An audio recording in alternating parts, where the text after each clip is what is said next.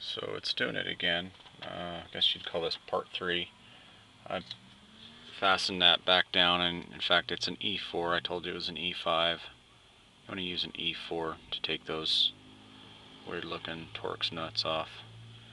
Anyways, once I got that bolted down, nothing. But when I mess around with the switch,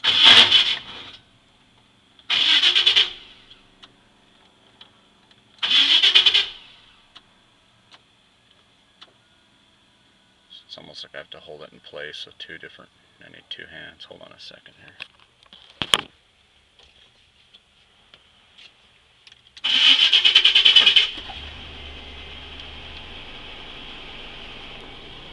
So, that's not good.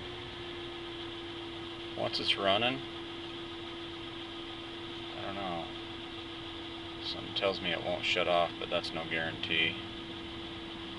I've actually had some problems with it cutting out on me while I was in the middle of a left-hand turn with oncoming traffic, and I'll bet that's what the problem was. Alright, well, I'll go ahead and cut that video out here.